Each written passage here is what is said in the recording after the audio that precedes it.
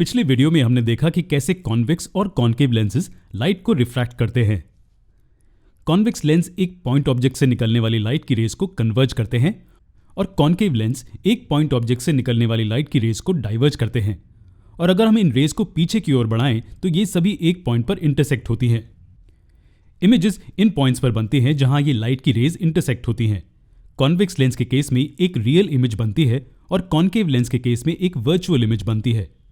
अब हम इन कॉन्वेक्स और कॉन्केव लेंसेज से बनी इमेजेस की प्रॉपर्टीज या कैरेक्टरिस्टिक्स के बारे में पढ़ेंगे। अगर आपको याद हो तो कॉन्वेक्स और कॉन्केव मिरर से बनी इमेजेस की प्रॉपर्टीज हम पढ़ चुके हैं। इस टेबल में आप देख सकते हैं कि ऑब्जेक्ट को प्रिंसिपल एक्सिस पर मूव करने से कैसे उनकी इमेजेस की पोजीशन, साइज और नेचर वेरी करते हैं। उसी तरह हमें इन दोनों लेंसेज से बनी इमेजेस की पोजीशन, नेचर और साइज को ढूंढना है। एक चीज याद रखिए कि मिरर से बनी इमेज लाइट के रिफ्लेक्शन के कारण थी, जबकि लेंसेज से बनी इमेज लाइट के रिफ्रैक्शन के कारण है। क्या आप टेबल में C, F और P टर्म्स देख सकते हैं? खैर, ये मिरर्स के पोल, सेंटर ऑफ कर्वेचर और प्रिंसिपल फोकस को रिप्रेजेंट करते हैं। हमें कॉन्वेक्स और कॉन्केव लेंसेज के लिए भी सेम टर्म्स को डिफाइन करना होगा, तो चलिए पहले इन्हें डिफाइन करते हैं। हम पहले कॉन्वेक्स लेंस से शुरू करेंगे। ये पॉइंट जो लेंस के बराबर बीच में है उसे कॉन्वेक्स लेंस का ऑप्टिकल सेंटर कहते हैं। इसे O से डिनोट किया जाता है। अब यहां दो ट्रांसपेरेंट स्फेरिकल सर्फेसेस हैं। इन्हें स्फेरिकल इसलिए कहा जाता है क्योंकि ये स्फीयर का एक पार्ट बनाते हैं। वास्तव में हर स्फेरिकल सर्फेस एक अलग स्फीयर का पार्ट बनाती है।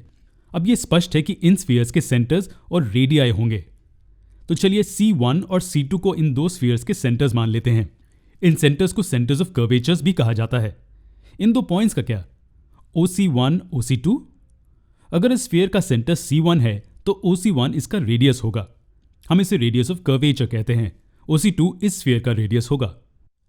अब जो लाइन लेंस के दोनों सेंटर्स ऑफ कर्वेचर्स और ऑप्टिकल सेंटर को ज्वाइन करती है उसे लेंस का प्रिंसिपल एक्सिस कहते हैं। अब फोकल पॉइंट्स का क्या? एक focal point centre of curvature और ऑप्टिकल सेंटर के बीच की लाइन सेगमेंट का मिड पॉइंट होती है। एक लेंस के कितने फोकल पॉइंट्स हो सकते हैं? जी हां, हर लेंस में दो फोकल पॉइंट्स होते हैं, एक लेफ्ट की ओर और एक राइट की ओर। चलिए इन्हें F1 और F2 मान लेते हैं। तो ये डिस्टेंस इस डिस्टेंस का आधा है और ये डिस्टेंस इस डिस्टेंस का आधा। लेंस के ऑप्टिकल सेंटर और प्रिंसिपल फोकस के बीच की दूरी को फोकल लेंथ कहा जाता है और इसे लोअर केस f से डिनोट किया जाता है। फोकल पॉइंट को प्रिंसिपल फोकस भी कहा जाता है क्योंकि ये प्रिंसिपल एक्सिस पर होता है। अब ये फोकल पॉइंट क्या है?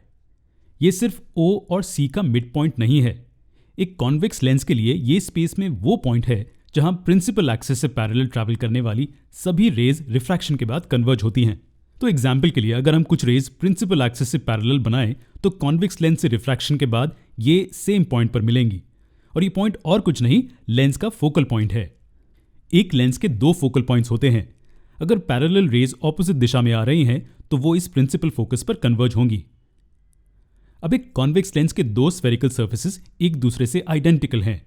इसका मतलब कि दोनों प्रिंसिपल फोकाई पॉइंट O से सेम दूरी पर हैं। क्योंकि F, C और O का मिड पॉइंट है, सेंटर ऑफ कर्वेचर से ऑप्टिकल सेंटर की दूरी फोकल लेंथ की दुगनी होगी। तो हम C1 और C2 को 2F1 और 2F2 भी लिख सकते हैं।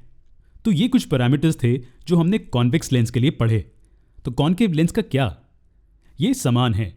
डायग्राम कुछ ऐसा दिखेगा। अगर प्रिंसिपल एक्सिस से पैरेलल रेज एक कॉन्केव लेंस पर इंसिडेंट है तो रिफ्रैक्शन के बाद ये डाइवर्ज होंगे। डाइवर्जेंस का मतलब एक दूसरे से दूर जाना। लेकिन अगर हम इन रेज को पीछे की ओर बढ़ाते हैं तो ये सभी फोकल पॉइंट पर मिलती हैं। हम एक आखिरी चीज के बारे में इस वीडियो में बात करेंगे। वास्तव में ये एक अजम्पशन है जो हम कर रहे हैं। हम अज्यूम कर रहे हैं कि एक लेंस का रेडियस ऑफ कर्वेचर लेंस के अपर्चर से बहुत बड़ा होता है। अपर्चर लेंस की वो ओपनिंग है जिससे लाइट लेंस में प्रवेश करती है। हमारे लेंस की स्फेरिकल सरफेस सभी तरह से ट्रांसपेरेंट है, लेकिन हम लाइट को लेंस में प्रवेश करने से कोई ओपेक चीज को लेंस के एक हिस्से पर रखकर कंट्रोल कर सकते हैं। मैथमेटिकली ये अपर्चर, ये लेंथ है। इसे लेंस की लेंथ या लेंस के पार्ट की लेंथ जहां से लाइट पास हो सकती है कह सकते हैं। तो हमारा अजम्पशन यहां यह है कि लेंस का अपर्चर लेंस के रेडियस ऑफ कर्वेचर से बहुत छोटा होता है। अगले वीडियो में हम इन लेंसेज से बनी इमेजेस की प्रॉपर्टीज के बारे में पढ़ेंगे।